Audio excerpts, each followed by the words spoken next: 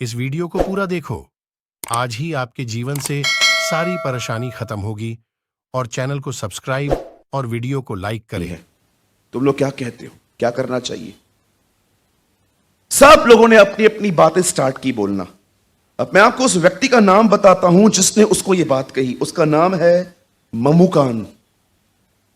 लिखा है, ममुकान उठा और कहता है, राजा, रानी ने सही काम नहीं किया। उसने तेरा न्योता अस्वीकार करके एक बहुत बड़ी गलती की है। अब मैं तुझे बताता हूं इससे क्या पैदा होगा। अब बहुत सारी औरतें इसके बाद जब ये बात सुनेंगी कि रानी वष्टी ने राजा की बात नहीं मानी है, तब वे भी अपने पुरुषों से यही व्यवहार करेंगी। अब ये भी किसी की बात नहीं मानेगी और इससे क्रोध और कलह पैदा होगी। इट्स बेटर तू इसको पटरानी से उतार दे, इसका पद खत्म कर, क्योंकि ये जो चीज है ये बहुत गलत हुई है। अब कोई पत्नी अपने पति का आदर नहीं करेगी, क्योंकि एग्जाम्पल सेट हो चुका है कि इसने भी नहीं की थी। जब ये बात ममुकान ने कही, सब लोगों को ये बात सही लगी कि लोगों का ऑनर जाएगा।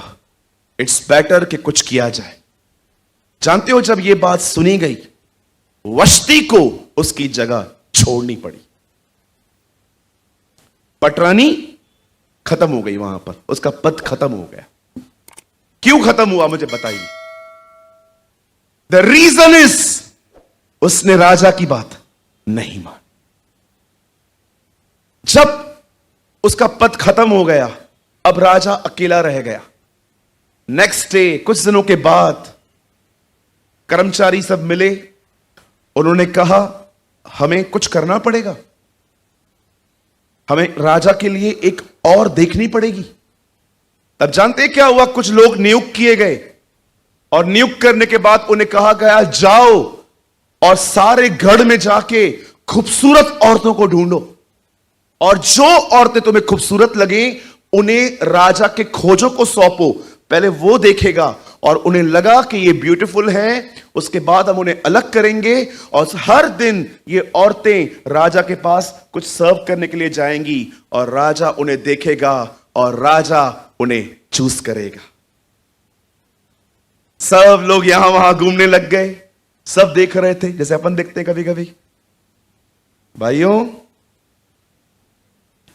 सब लोग देखने लग गए।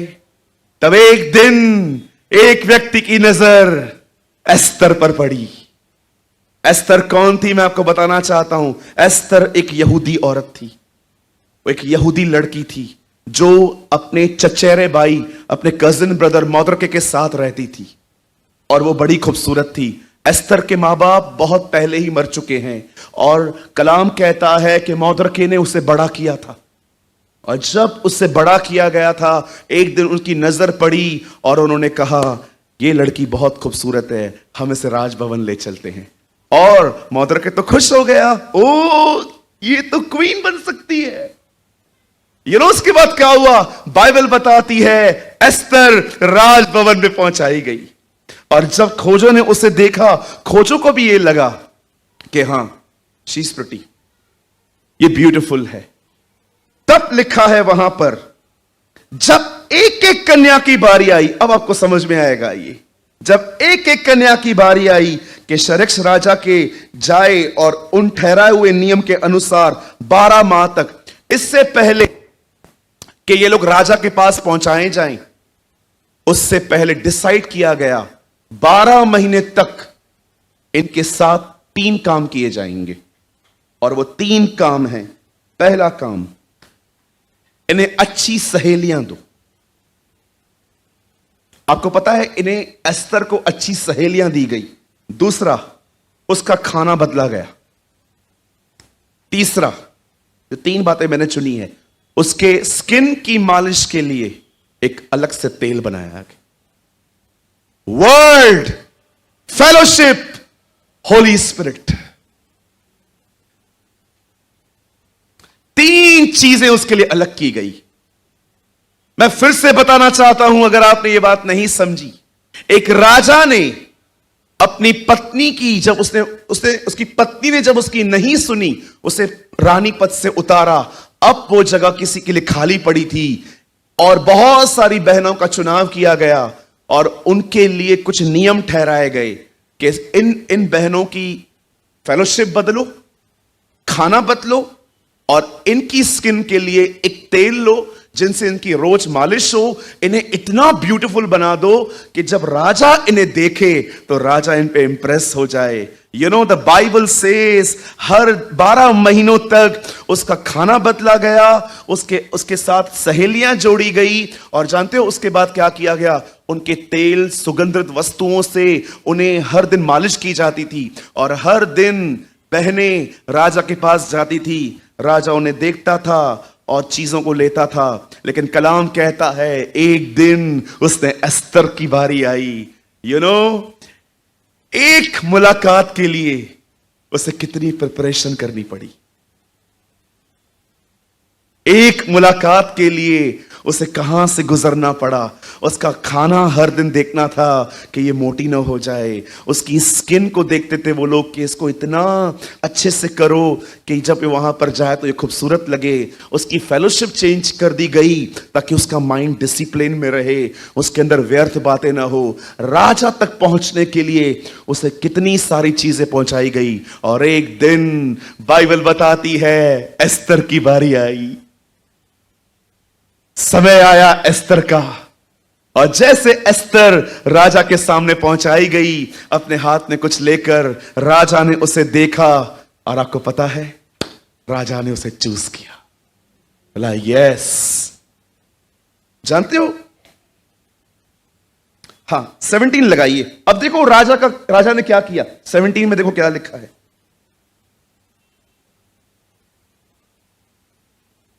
राजा ने एस्तर को और सब स्त्रियों से अधिक प्यार किया और अन्य सब कुंवारियों से अधिक उसके अनुग्रह की कृपा और दृष्टि उस पर हुई। इस कारण उसने उसके सर पर राज मुकुट रखा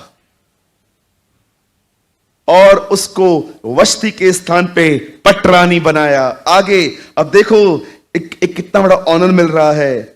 तब राजा ने सब हाकिमों और कर्मचारियों को एक बड़ा बोझ दिया और उसने उसे एस्तर का बोझ कहा और प्रांतों में छुट्टी, हॉलीडे डिक्लेयर हो गया। उस दिन छुट्टी दिलाई और अपनी उदारता के योग्य इनाम भी बांटे। उसने हर एक को गिफ्ट्स भेजी। मुझे रानी मिल गई, मुझे रानी मिल गई। अब मैं ये कहानी आपको क्यों बता रहा हूं, क्यों खुदा ने ये कहानी रखी हमारी किताब में। मेरे भाइयों, मेरी बहनों, ये राजा कोई और नहीं परमेश्वर है। मैं आपको बताना चाहता हूं ये राजा नहीं है, ये परमेश्वर का एक प्रतीक है। इससे पहले कि हम लोग चुने जाएं एस्तर की जगह पे, उससे पहले परमेश्वर ने अपनी जाति इज़राइल को चुना था। आज्ञा न मानने के कारण उन्हें निकाल दिया गया, लेकिन आज परमेश्वर ने आपका चुनाव किया है ताकि आप उसकी दुल्हन ठहरे। परमेश्वर ने आपका चुनाव किया है कि आप उसकी एक खूबसूरत दुल्हन बने। विश्वास कीजिए, वर्ड अभी स्टार्ट ही नहीं हुआ है, अब स्टार्ट करेंगे हम। क्या आप सब तैयार हैं? ये तो बैकग्राउंड है, this is just a background. ऐसा हुआ था। मैं चाहता हूं अब आप सब ध्यान दें। मेरे भाइयों, मेरी बहनों, आज से बहुत साल पहले परमेश्वर ने एक नेशन को बनाने के लिए एक व्यक्ति का चुनाव किया। उसका नाम था इब्राहिम। यहूदी वहीं से पैदा हुए थे। आप सभी जानते हैं उसका नाम पहले इब्राहिम नहीं था, इब्राहिम था और खुदा ने उसे चुना। इब्राहिम से एक पुत्र पैदा हुए जिसका नाम उसने इसाक रखा और इसाक से 2 ट्विंस पैदा हुए जिसका नाम याकूब और एसाव था। और वहां से 12 बच्चे पैदा हुए जो इज़राइल के 12 गोत्र गिने जाते हैं। इवन मैं आपको बताऊं एस्तर कहां की थी? This is also written. बिन्यामीन के गोत्र की थी वो। शाऊल जो पहला राजा था, आप जानते हो किस गोत्र का था? बिन्यामीनी था। इंग्लिश में लिखा है बेंजामिन।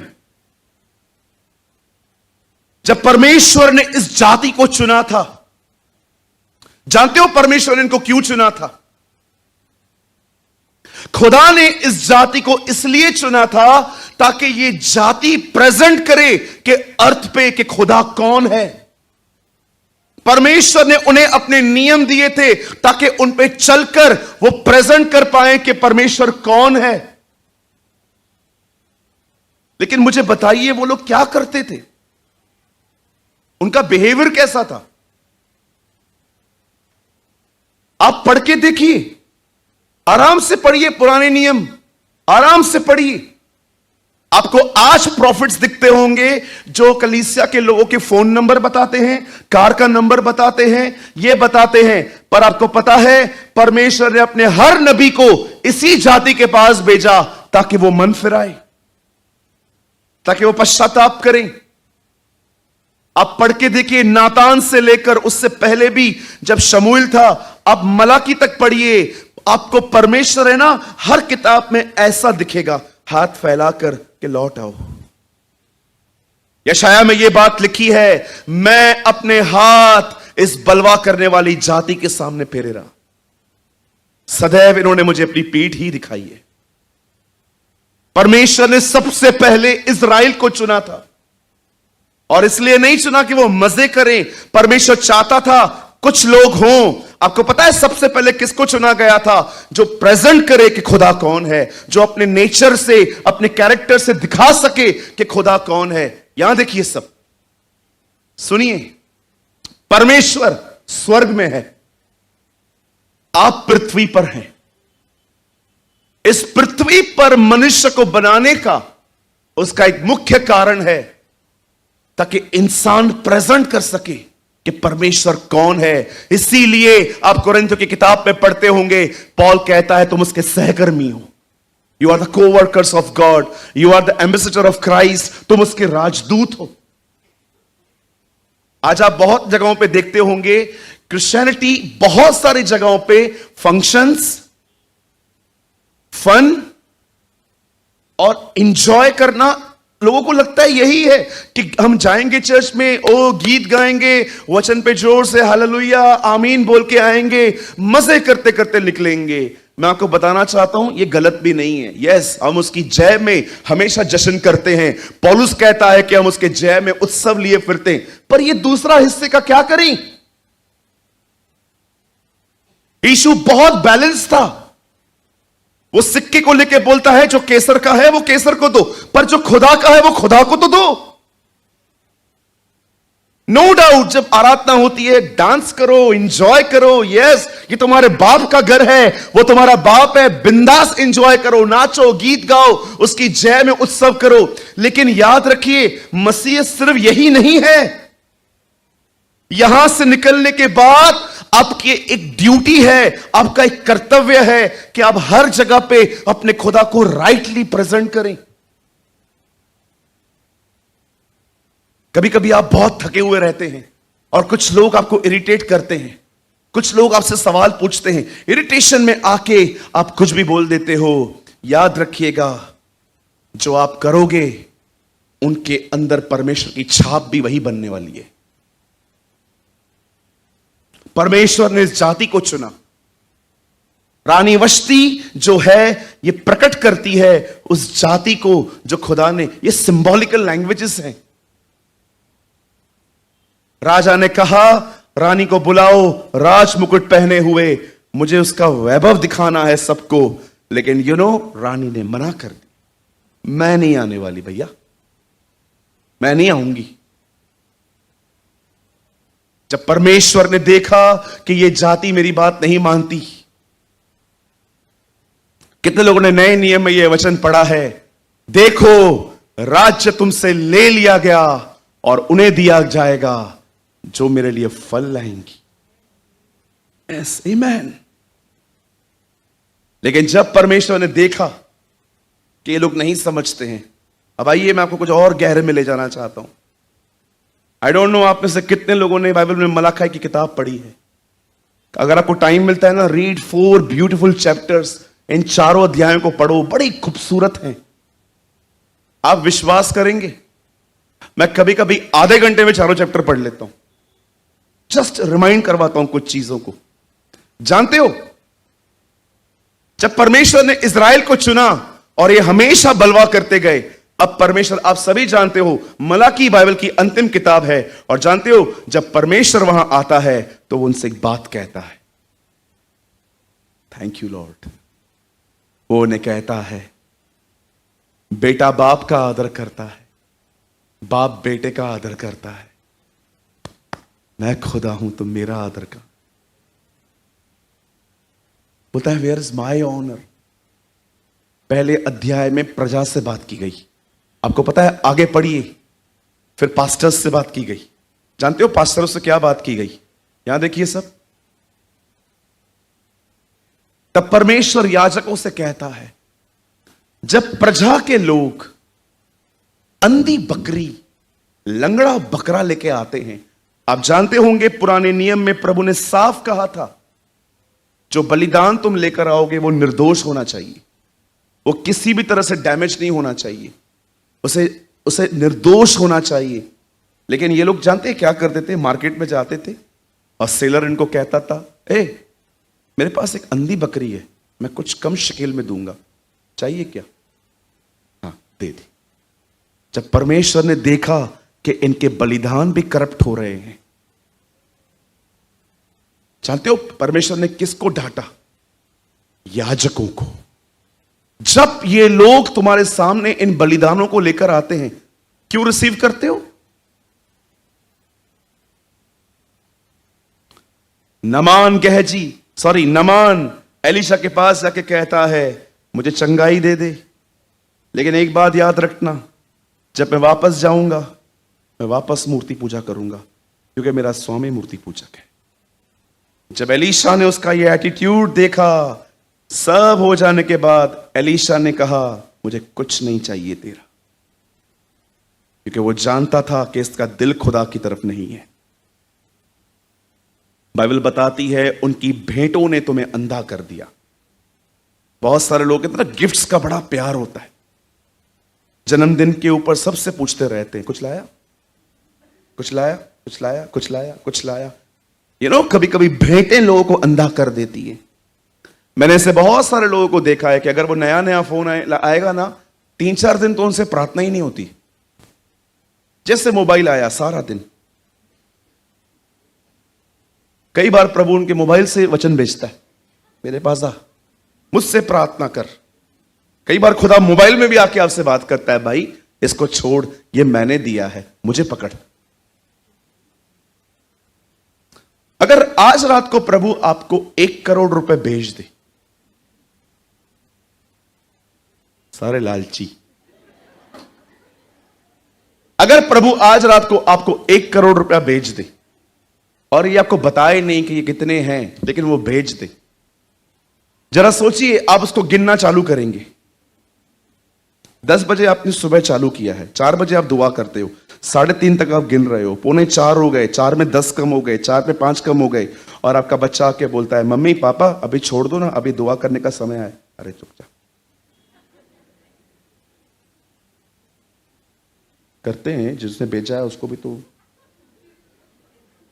मम्मी 4 बज गए हैं, रुक ना, 4, 4:15,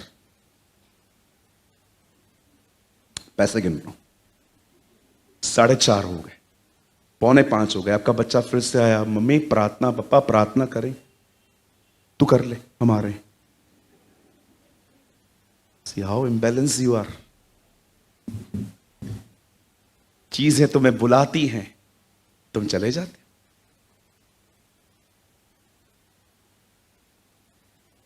सारी चीजें यूज करिए, लेकिन जब खुदा के पास जाओ और ये चीजें तुम्हें नोटिफिकेशन दें, कम, उनको लात मारो, उनको बोलो, खुदा मेरे लिए सबसे पहले है, my God is first for me. लात मारो उस समय उन चीजों को। Yes, I use these words, लात मारो जब नोटिफिकेशन आए इन चीजों के।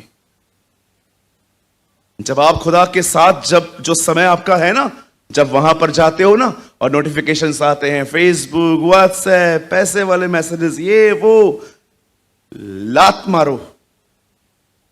यस, आपके मेहमान, अगर आपके 4 बजे का समय है ना, आपका मेहमान आपको कहता है मैं 4:30 बजे आऊं, उनको बोलो 5 बजे आइए, हमारे घर पे दुआ होती है, आप 5 बजे आ जाओ। आपको लगता होगा ये उनकी बेइज्जती, ये उनकी बेइज्जती नहीं, तुम्हारे परमेश्वर का आदर है। Honour God. परमेश्वर जानते हो, पहले प्रजा को कहता है गंदी बकरियां ले आते हो, और याजकों को बोलता है तुम लेते हो इनसे। और जानते हो अंत में खुदा चैप्टर में क्या कहता है? वो उन्हें कहता है सुनो, अगर अब तुमने दरवाजे हैकल के नहीं बंद कर दिए, मैं बंद कर दूंगा। मेरे आंगनों को रोंदना बंद करो। पढ़ के देखो मलाकाई। बोलता है अगर तुमने अब दरवाजे नहीं बंद किए इन लोगों के लिए, मैं तुम्हारे दरवाजे बंद कर दूंगा। आपको पता है उसके बाद क्या हुआ? उसके बाद शुरू होता है नया नियम, चर्च। परमेश्वर ने इज़राइल से खत्म कर दिया सब। अब मैं नया काम शुरू करूंगा, कलीसिया। अब यीशु एक और दुल्हन को लेने आया। प्यार।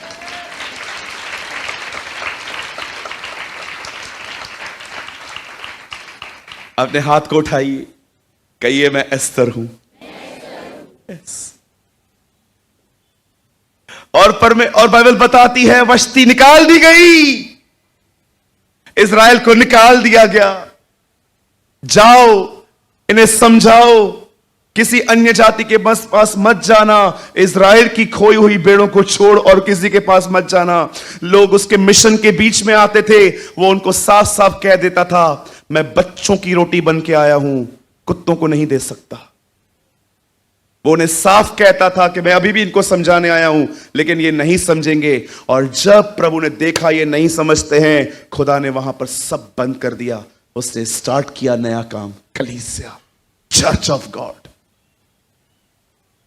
आज आपको यह बात समझनी है, वस्ती निकाल दी गई है, एस्तर इन हुई है, इजरायली निकाल दिए गए हैं, आप अंदर किए गए हैं। और आप जानते हो एक दिन आएगा, लेकिन बहुत सारे लोग ये बात नहीं जानते हैं, एक दिन आएगा जैसे एस्तर 12 महीने तैयार हुई थी एक मुलाकात के लिए, उसने आपको यहां पर रखा है तैयार होने के लिए, क्योंकि एक दिन आएगा जब पर्दा हटेगा और आप उसे देखेंगे।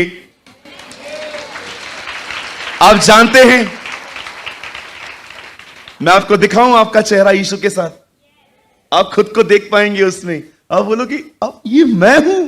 यस, ये आप हैं। आइए मैं आपको आपका फोटो दिखाता हूं आज। पंकज भाई लगाइए, ये देखिए आप यीशु के साथ खड़े हैं।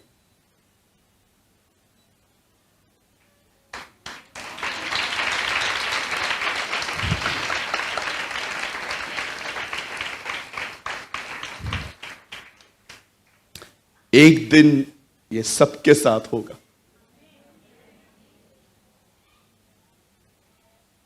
वन डे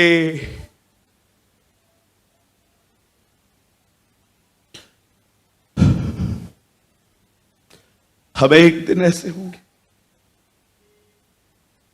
देखो वो कैसे अपने हाथ फैला रहा है आपको लेने के लिए।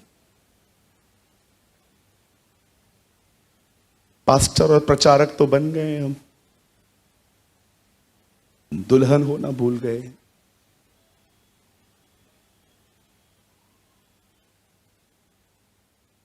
हर एक व्यक्ति के जिंदगी में यह दिन आएगा।